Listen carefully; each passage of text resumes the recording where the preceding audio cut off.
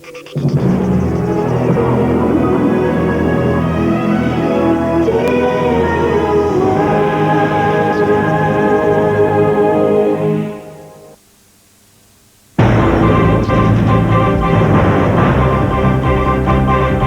is National 9 Morning News with Mark Burrows. This morning, breakthrough for Ansett as CASA withdraws its grounding threat. Speculation rife the Reserve Bank will follow the US for another interest rate cut. And an 18-month ban for the cricketer who tested positive to steroids. Good morning.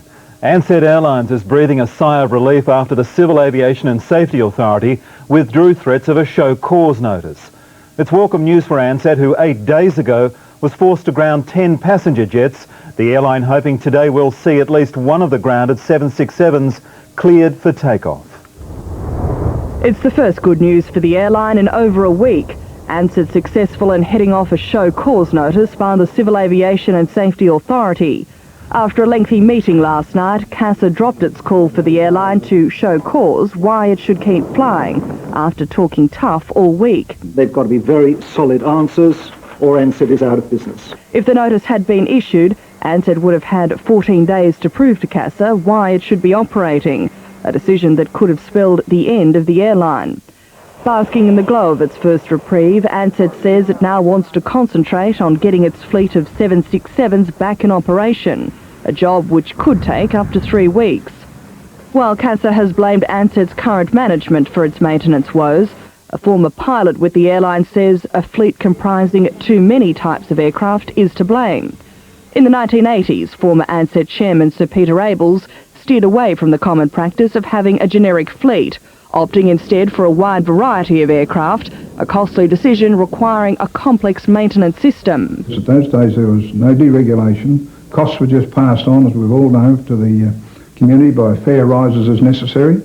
So I don't think he took a great deal of consideration as to what it was going to cost. Ansett now faces what could be its toughest challenge, the reinvention of its image to win back the confidence of the flying public. Diana Dorahy, National 9 News. Analysts predict the Australian Reserve Bank will follow the lead of its US counterpart in announcing another cut in interest rates. The forecast follows yesterday's surprise move in which the US Reserve slashed another 0.5% from the rate to arrest the economy's slowdown. Economists bank to cut rates again by 0.25% in June. Now they're talking of a likely 0.5% reduction in May. The money market is now expecting a 50 basis point cut. As of yesterday they were expecting 25. It does mean that if the RBA is inclined to cut earlier, it now has no excuse not to. It wasn't the decision, but the timing of Federal Reserve Chairman Alan Greenspan's announcement of a 0.5% reduction in US interest rates, which took equity and financial markets by surprise. This is very much an attempt by the Fed to stop people feeling nervous and to stop a recession developing in the second half of the year. What it does indicate is a determination by the monetary authorities in the United States to aid growth in that country, and that's always a good thing. Local investors agreed as the Australian share market rose 1.5%. The All Ordinaries closing up 44 points. Laurie Wilson, National 9 News. The Australian Cricket Board has issued a heavy penalty to West Australian player Duncan Spencer for returning a positive drug test. The pace bowler copped an 18-month ban for taking the steroid nandrolone, which he claims he used to treat a back injury.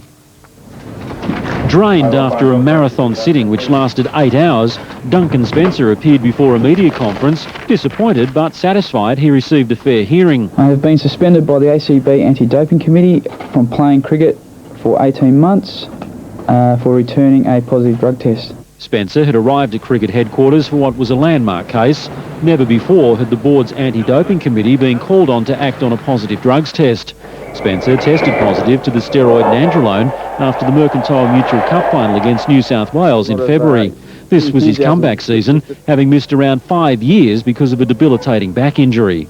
Those injections were prescribed to me to improve my everyday life as I was suffering chronic back pain that I had been suffering for the last 6 years.